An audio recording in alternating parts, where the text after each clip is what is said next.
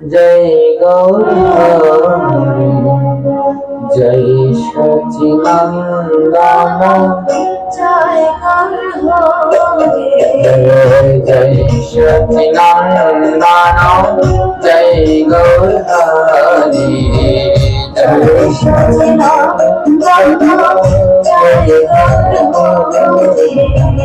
कृष्ण प्रिय प्राण धानम नदिया विहारी विष्णु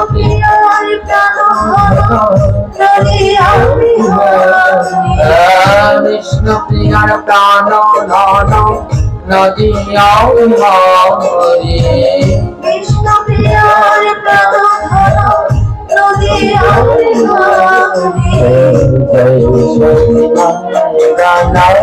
जय जय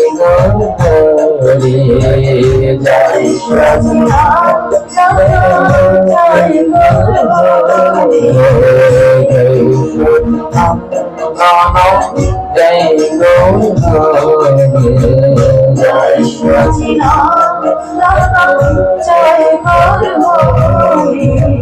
जय जय गौर हरि जय गौर हरि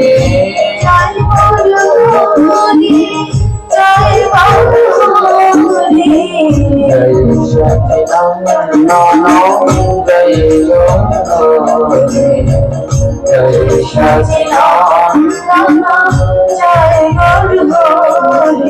नदिया विहारी गोरा नदिया विहारी नदिया विहारी नदिया विहारी नदिया विहारी गोरा नदिया विहारी नदिया विहारी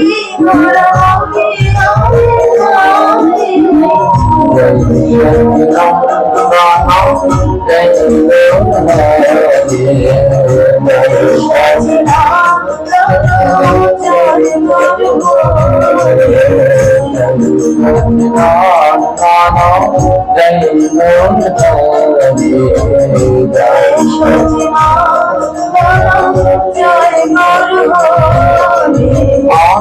कौवी भारी गोरा तुई कौवी भारी तुई कौवी भारी गोरा तुई कौवी भारी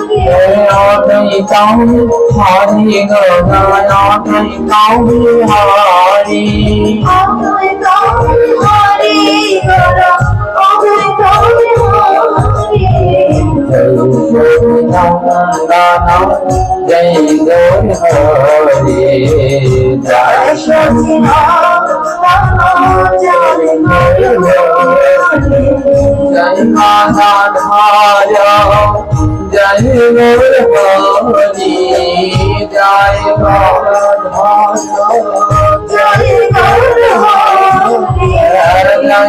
गाना धारा जय गौर हरि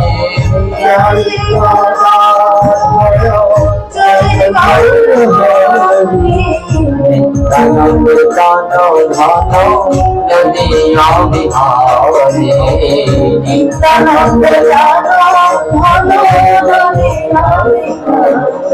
नदिया विहारी गोरा गोरा विहारी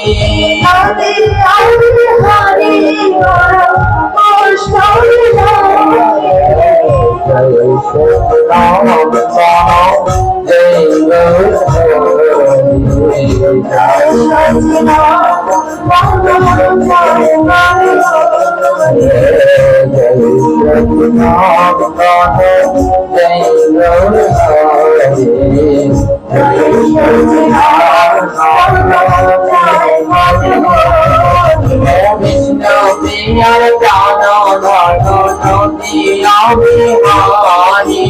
विष्णु प्रिय प्राण धान नदिया विहारी नदिया विहारी गोरा रासुहारी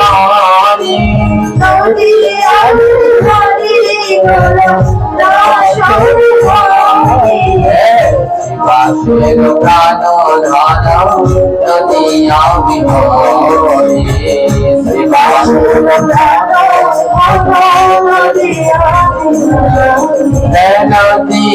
বিহারি ঘোরা কৃষ্ণ বিহারি নদী আমি হরি গোরা কৃষ্ণ বিহারি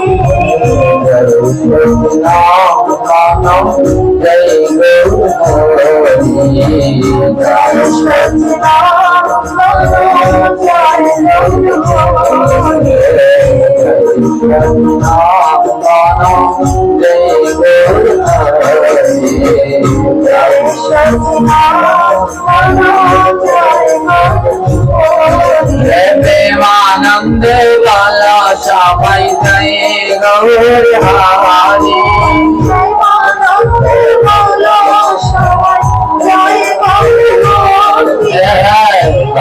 তুলে বল সবাই জয় গৌর হরি তুলে বল সবাই জয় গৌর হরি জয়া গৌর হরি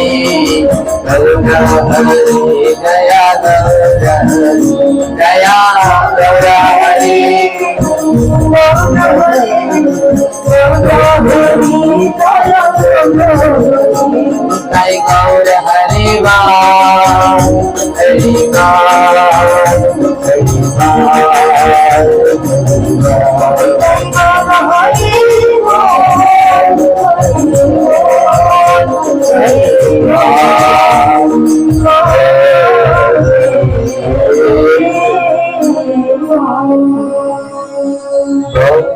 अपार करुणामय श्रीमती राधा रानी की परमेश्वर भगवान श्री कृष्ण चंद्र जी की दयाल ठाकुर श्री नित्यानंद प्रभु की प्रेम अवतार श्री चैतन्य महाप्रभु की आपन श्री गुरु महाराज की जय जय श्री निताई गौर प्रेमानंद हरि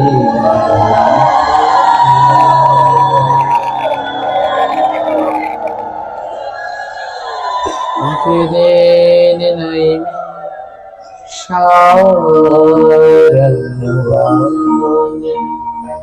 সুখদেব গোস্বামী আমার বসিয়া আছে শ্রোতাংশনে বসিয়া আছে কত জ্ঞানী গণী ৭,০০০ বসিয়া আছে ঋষিয়া এক এক করিস সুখদেবে করেছে আলোচনা যাহা হইতে ঘটে দেবে যতে যন্ত্রণা তার মধ্যে একই শ্লোক করিব সবে মিলে ভক্ত শ্রবণে করিয়ে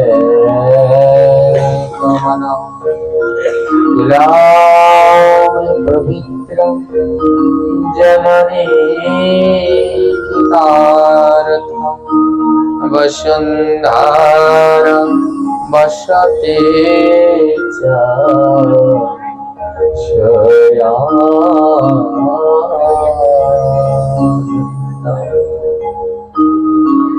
এই শ্লোকে ভগবান বলছে কুলাম পবিত্র যদি কোনো কুলে বংশে একজন কৃষ্ণ ভক্ত জন্মগ্রহণ করে বলে ওই কুলের আর ভয় নাই।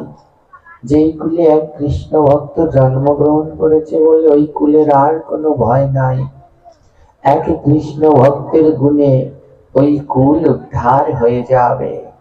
তাই কুলাম পবিত্র জননী কৃতার্থা, যে মায়ের গর্ভে কৃষ্ণ ভক্ত সন্তান জন্মগ্রহণ করে সেই মাকে বলা হয় রত্ন গর্ভা।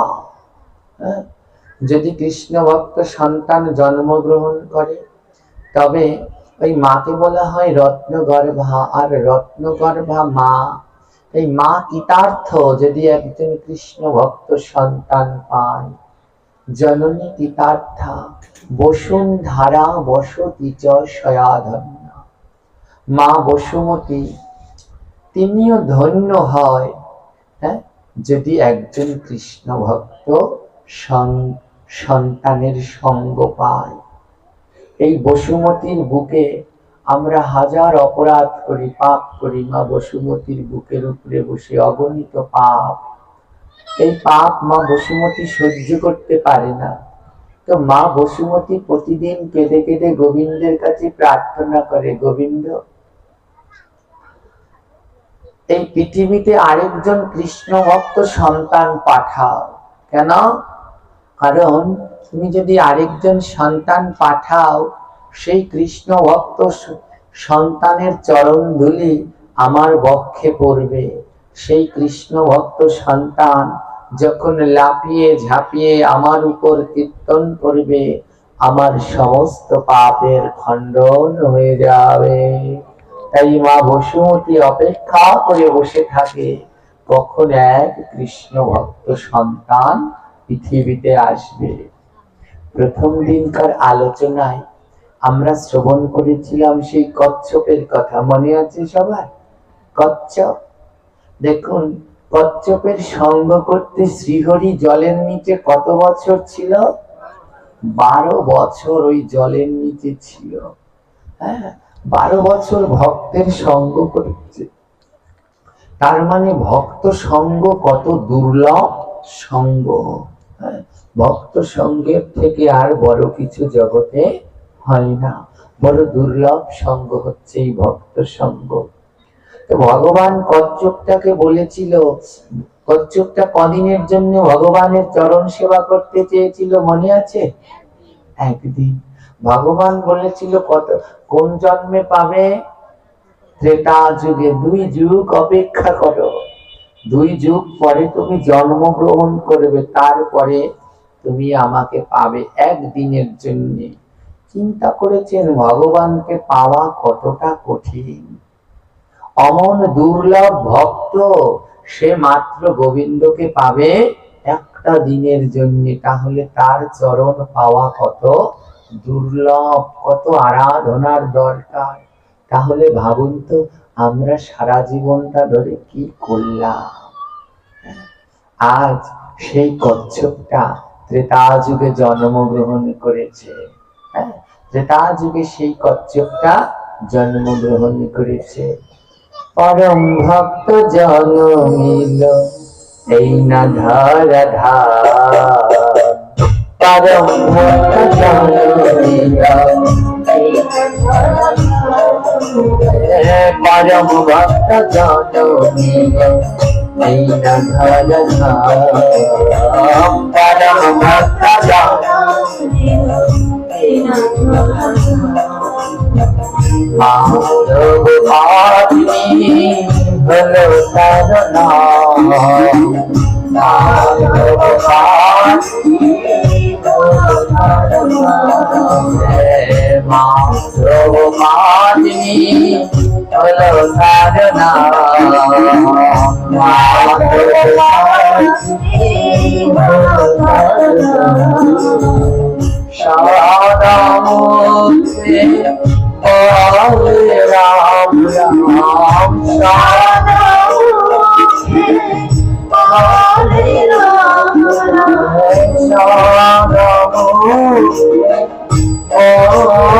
রাম রাম। সারা মুখে বলে রাম রাম। সারা মুখে বলে রাম রাম। রামায় রাম কর রামায় ত্রেতা যুগে জন্মিল পরম ভক্ত মাধব নাম। ত্রেতা যুগে জন্মিল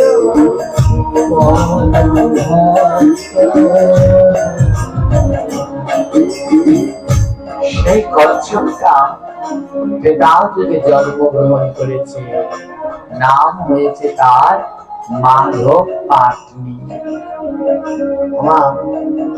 রামচন্দ্র বনবাসে গিয়েছে, আমরা শুধু জানি ওই কইকেয়ীর জন্য বনবাসে গিয়েছে, কিন্তু শুধু কইকেয়ী নয়, রামচন্দ্র বনে যাওয়ার আরো অনেকগুলো কারণ আছে।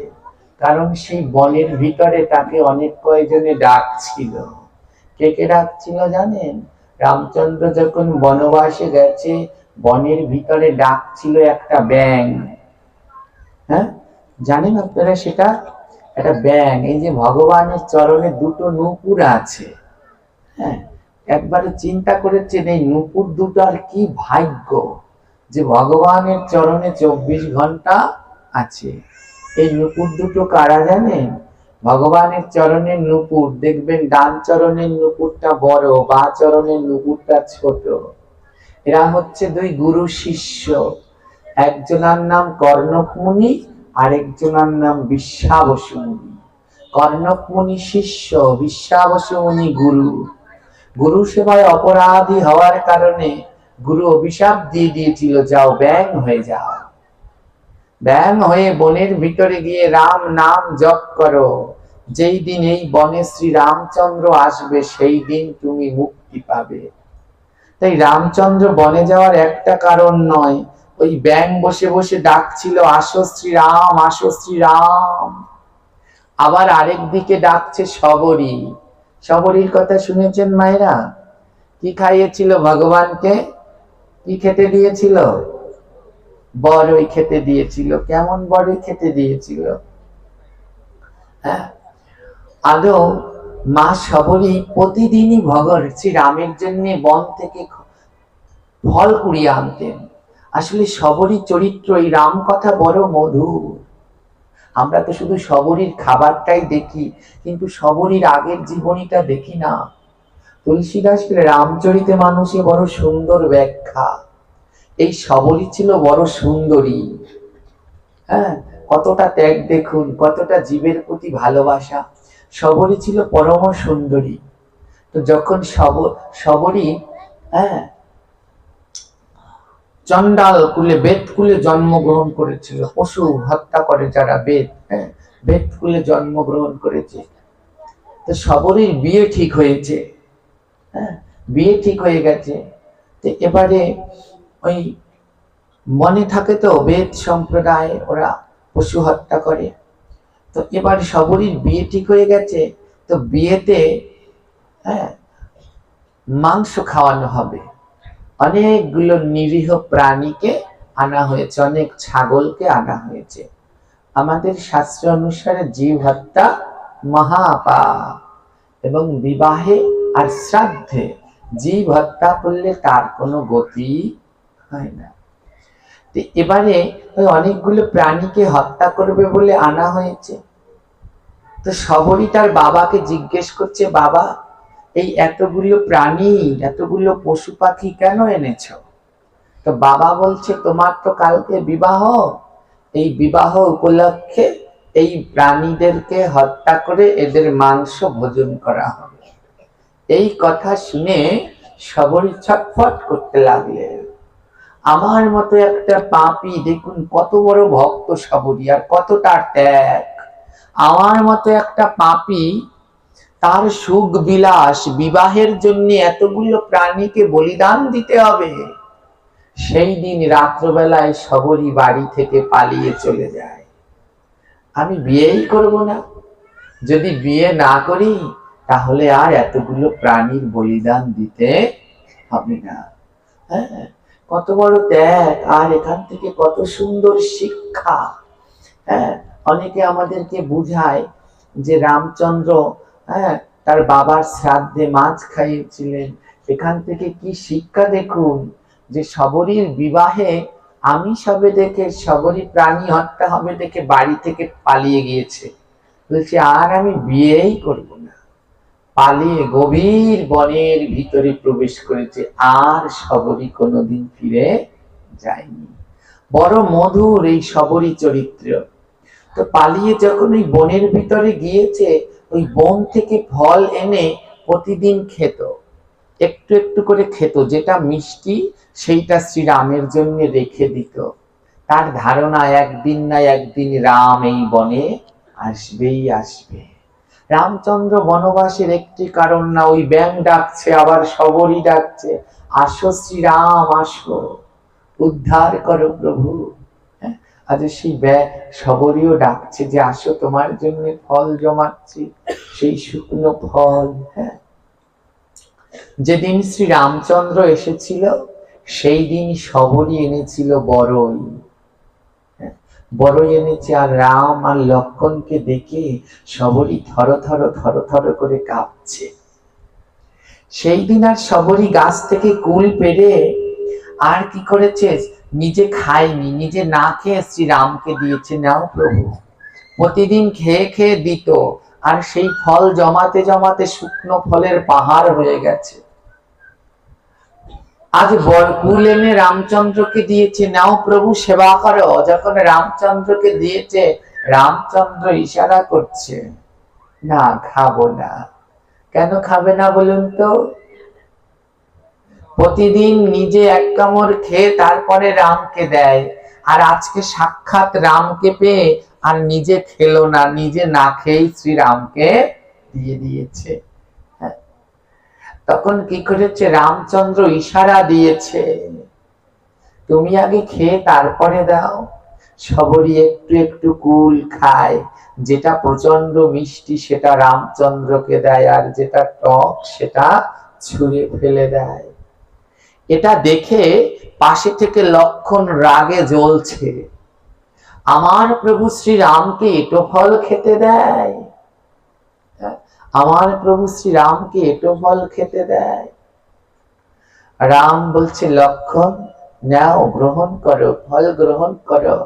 লক্ষণ বলছে না, লক্ষণ বলছে না প্রভু, ওই এটো ফল ও আপনাকে সেবা করতে দিচ্ছে, ও আমি গ্রহণ করব না, আমি বন থেকে পাকা ফল আনবো। ওমারা লক্ষণ বন থেকে পাকা ফল আনে, তা প্রচন্ড টক, প্রচন্ড অসাদ, কিন্তু শবরী যেটা ওই মুখ দিয়ে একটুখানি খেয়ে শ্রীরামকে দেয়, তার ভিতরে যেন অমৃত। লক্ষণ বলে, প্রভু আমার পাকা ফলে স্বাদ নেই, ওর কাঁচা ফলে এত স্বাদ কি করে হলো?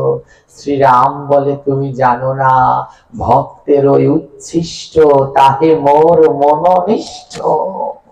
ভক্তের মুখের উচ্ছিষ্টর থেকে জগতে আর কোনো কিছু নাই। হ্যাঁ, তাই কি বলছে চৈতন্য চরিতামৃতে, ভক্ত পদ ধুলে ভক্ত পদ ভক্ত ভক্ত উচ্ছিষ্টতি বৈষ্ণবের। বলে এই জগতে বৈষ্ণবের শক্তি তিন জায়গায়, ভক্ত পদ ধুলি, ভক্তের চরণ ধুলি, ভক্ত পদ জল, ভক্তের চরণ ধৌত করা জল, আর ভক্ত ভুক্ত উচ্ছিষ্ট, ভক্ত খেয়ে যে রেখে যায় সেই উচ্ছিষ্ট প্রসাদ। এই তিন জায়গায় হচ্ছে বৈষ্ণবের বল। আজ একদিকে সেই কর্ণমুনি ডাকছে, আরেকদিকে শবরী ডাকছে, আর ওই যে বনে রামচন্দ্র প্রবেশ করবে, সেই বনে যেতে হলে একটা নদী পার হতে হয়, আর সেই নদীর তীরে বসে ডাকছে সেই কচ্ছপ। নাম হয়েছে কি তার? মাধব পাটনি। কচ্ছপটার নাম হয়েছে মাধব পাটনি। আজ নদীর তীরে বসে শ্রী রামচন্দ্রকে ডাকছে, রাম রাম রাম রাম রাম রাম রাম রাম রাম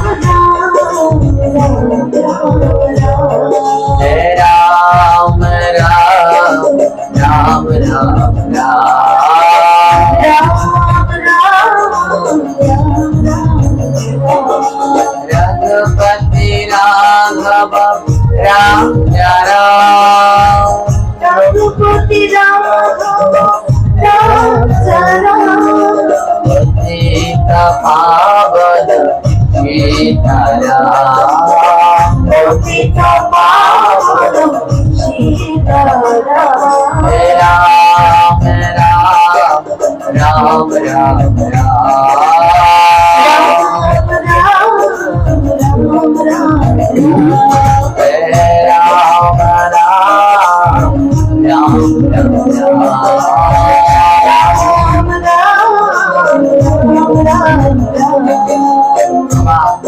শ্রী রামচন্দ্রকে আজ ডাকছে।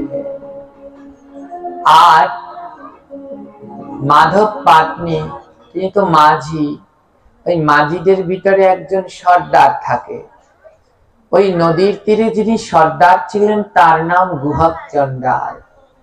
ওই গুহক চণ্ডাল ছিল ওই মাঝিদের সর্দার। গুহক চণ্ডালও ছিল পরম কৃষ্ণ ভক্ত, শ্রীরামের ভক্ত। তো গুহক চণ্ডাল প্রতিদিন রামায়ণ পাঠ করত। রাম জন্মের অনেক আগেই রামায়ণ রচনা হয়ে গেছিল। তো গুহক চণ্ডাল প্রতিদিন রামায়ণ পাঠ করত, আর ওই রাম কথা শ্রবণ করত সব ভক্তরা।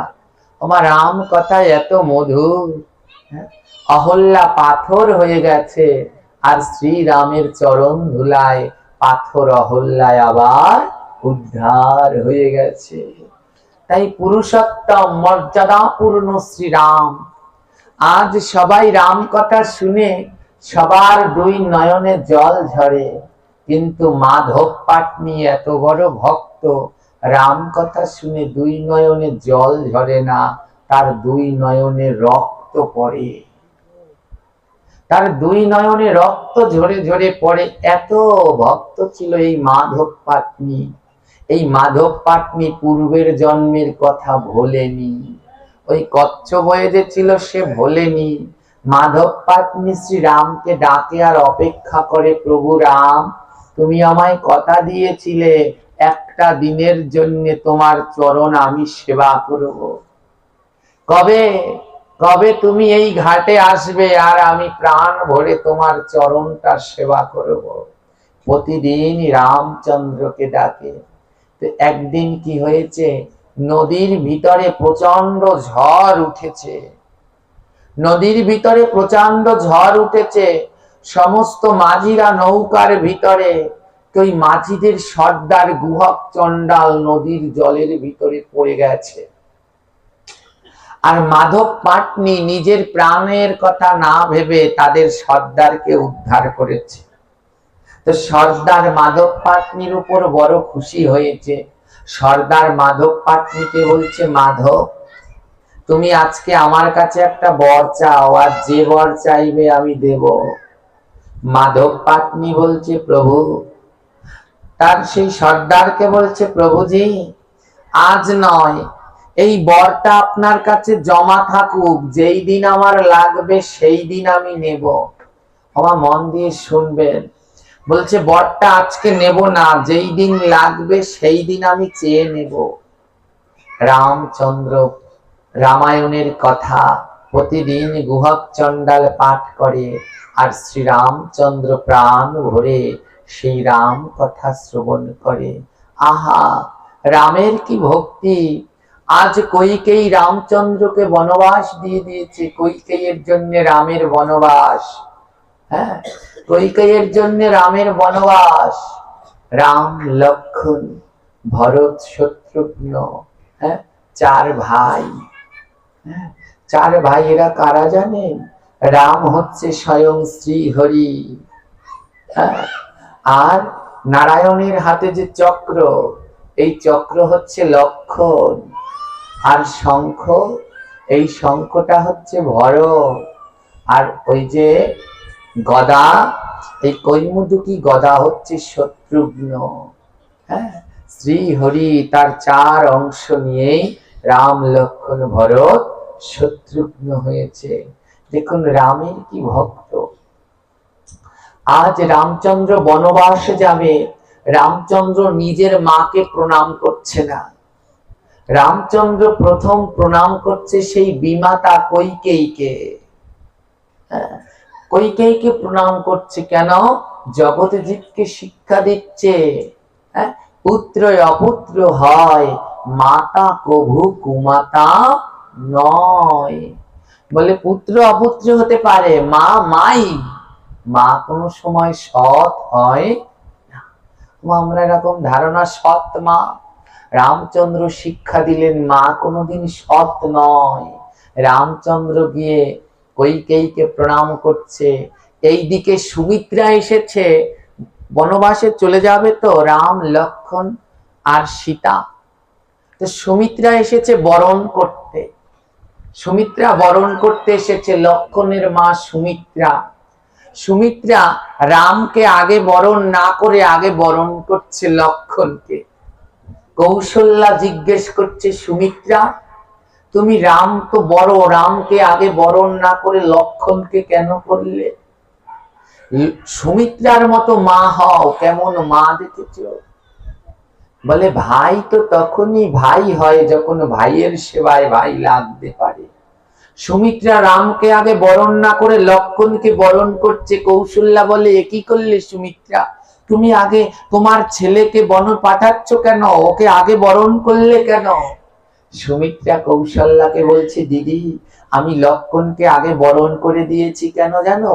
ও আমার রামের সামনে থাকবে। রামকে বরণ করলে রাম তো আগে ঘর থেকে বের হবে। যদি রামের কোনো বিপদ হয় তবে কে রক্ষা করবে? তাই আমি আমার ছেলেকে বরণ করে বলেছি, যা লক্ষ্মণ তুই রামের অগ্রে অগ্রে থাকবি। আর রামের যদি কোনো বিপদ হয়, রামের গায়ে যদি কেউ বান মারে, তবে সেই বান তুই বুক পেতে নিবি। যা লক্ষ্মণ তুই রামের সেবা কর।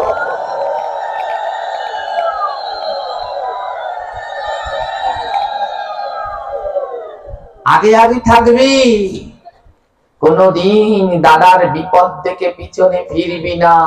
ওই দাদার বিপদ আসলে তুই বুকটা আগে পেতে দিবি, যেন তোর বুকে বানটা লাগে। তাই রাম মায়ের আজ্ঞা, সুমিত্রা মায়ের আজ্ঞা, মা বরণ করে নিজের ছেলেকে আগে বনে পাঠিয়েছেন, যেন বড় ভাইয়ের সেবা করতে পারে। রামচন্দ্র লক্ষ্মণের এই সেবা দেখে খুশি হয়ে বলল, ভাই লক্ষ্মণ আজ এই ত্রেতা যুগে তুমি আমার অগ্রে অগ্রে থেকে আমায় রক্ষা করলে। যাও, আমি পরের জন্মে পরের যুগে দাপরে যখন লীলা করব, আজ তুমি ছোট লক্ষ্মণ, আমি রাম বড়, লক্ষ্মণ ছোট, কিন্তু ছোট হয়ে তুমি আমার আগে আগে থেকে অগ্রের ভূমিকা পালন করলে। তাই দাপর যুগে লক্ষ্মণ তুমি হবে আমার দাদা অগ্রজ বলরাম। সে জন্মে তুমি আমার দাদা বলরাম হয়ে আগে আগে থাকবে, আমি থাকবো তোমার পিছন পিছন। আজ রামচন্দ্র যখন বনবাসে যাবে না, মা কৌশল্যা, রামচন্দ্র খুব দুধ সেবা করতে ভালোবাসতেন। মা কৌশল্যা কি করেছে, একটা গ্লাসে করে এক গ্লাস দুধ এনেছে। একটা গ্লাসে করে মা কৌশল্যা এক গ্লাস দুধ এনেছে। দুধ এনে শ্রী রামচন্দ্রের মুখের সম্মুখে ধরেছে, রাম তুই তো বনে চলে যাচ্ছিস, আর কবে তোকে নিজের হাতে সেবা করাতে পারবো, নিয়ে দুধ গ্লাস পান করে নি। যখন ওই রামচন্দ্রের মুখের সামনে মা কৌশল্যা দুধ গ্লাস ধরেছে, ওই কৈকেয়ী মা এসে সেই দুধের গ্লাসটা ছুঁড়ে ফেলে দিয়েছে। দুধের গ্লাসটা ছুঁড়ে ফেলে দিয়েছে। রামচন্দ্রের এতে কোনো দুঃখ নেই, কিন্তু দুধের গ্লাসটা ফেলে দিয়েছে। পরে কৌশল্যা মা কাঁদছেন নয়ন জলে, মনে বড় কষ্ট পেয়েছে। কেঁদে কেঁদে কৌশল্যা মা গোবিন্দের কাছে বলছে, প্রভু গো, নিজের সন্তানকে এক গ্লাস দুধ পান করাবো সেই অধিকারই আমার নাই, আমি এত বড় অপরাধী প্রভু। রামচন্দ্র বলছে, যে পাপ করবে তার কোনো ক্ষমা নাই। বিমাতা কৈকেয়ী দুধ ফেলে দিয়েছে, রামের কষ্ট নেই, কষ্ট লেগেছে কৌশল্যা মায়ের মনে। সেও তো মা, শ্রীরামচন্দ্র তখন কি বলল জানো? হে কৈকেয়ী মা, হে কৈকেয়ী মা, পরের জন্মে তুমি হবে আমার গর্ভধারিণী মা। এখন ত্রেতা যুগ আসছে, দাপর যুগে। হে কৈকেয়ী, তুমি জন্মগ্রহণ করবে, তোমার নাম হবে দেবকী। আর দেবকীর উদারেই জন্মগ্রহণ করব আমি শ্রীকৃষ্ণ হয়ে। কিন্তু সেই দিন আমি কৃষ্ণ হব। আজ তুমি দুধ ছুঁড়ে ফেলে দিয়েছ, ওই দুগ্ধ আমায় পান করতে দাওনি। আমার গর্ভধারিণী মায়ের দুগ্ধ আমায় পান করতে দাওনি। যেই দিন ওই ত্রেতা যুগে তুমি, দাপর যুগে তুমি কৈকে দেবকী হবে, তোমার গর্ভে আমি হব, কিন্তু তোমার দুধ আমি পান করব না। হে মা কৌশল্যা, তুমি দাপর যুগে হবে মা যশোদা। আমি দেবকীর গর্ভে জন্মগ্রহণ করব, কিন্তু দেবকীর দুগ্ধ পান করব না। আজ তোমার দুগ্ধ ফেলে দিয়েছে, তাতে কি? দাপর যুগে আমি কৃষ্ণ হয়ে এই যশোদা মায়ের স্তন পান করব। জগতের জীবী বলবে যশোদানন্দন শ্রীকৃষ্ণ গোপাল চন্দ্র ভগবান। সেই কৈকেয়ী তিনি জন্মগ্রহণ করেছে দাপর যুগে, নাম হলো দৈবকী। আর কৌশল্যা জন্মগ্রহণ করেছে, নাম হয়েছে যশোদা। মা দেবকীর গর্ভে কয়টি সন্তান হয়েছিল? 8টি।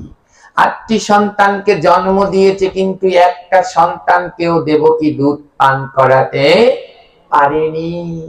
হ্যাঁ, মায়েরা যখন বাচ্চারা দুধ না খায়, তখন মায়েদের স্তন পান না করে, তখন মায়েদের শরীরের ভিতরে খুব যন্ত্রণা হয়। দেবকী তখন নিজের দুগ্ধ নিজেই খলন করতেন, আর সেই দুগ্ধ দ্বারা মাটি ভিজে যেত। আর ভিজে মাটি দিয়ে দেবকী ওই কারাগারের মধ্যে কি করবে? নিজের দুগ্ধতে মাটি ভিজে যেত, আর সেই কাদা মাটি দিয়ে দেবকী মাটির থালা, মাটির গ্লাস এইগুলো তৈরি করত বসে বসে। একদিন ভগবান শ্রীকৃষ্ণকে বলছে, কৃষ্ণ কৃষ্ণ, আমার জীবন তো ধন্য হতো রে বাবা, যদি আমি মা হয়েছি, সন্তান যদি একবার স্তন পান করত। একবার যশোদা যেমন গোপালকে নিয়ে স্তন পান করিয়েছিল, একবার আমার কোলে গোপাল হবি? কৃষ্ণ বলে, না মা, মনে পড়ে তুমি দাপর ত্রেতা যুগে আমার কৌশল্যা মায়ের দুগ্ধ ফেলে দিয়েছিলে, সেই দিন আমার কৌশল্যা মায়ের কেমন কষ্ট লেগেছিল। তাই এই দাপর যুগে তোমায় সেই কষ্ট পেতে হবে। যশোদা মা বলে, তাহলে মায়ের দুগ্ধ কি বৃথা যাবে? ভগবান কৃষ্ণ বলে, না, তোমার ওই দুগ্ধ দ্বারা ভিজা মাটি দিয়ে তুমি যে মাটির থালা গ্লাস তৈরি করছো, আমি আশীর্বাদ করলাম কলিযুগে যখন মহামহোৎসব হবে, হ্যাঁ, তখন আমার ভক্তরা এই মাটির থালা গ্লাসে আমার ভোগ দেবে। এই মাটির থালা গ্লাস ছাড়া জগতে মহাপ্রভুর ভোগ আরাধনা হবে না।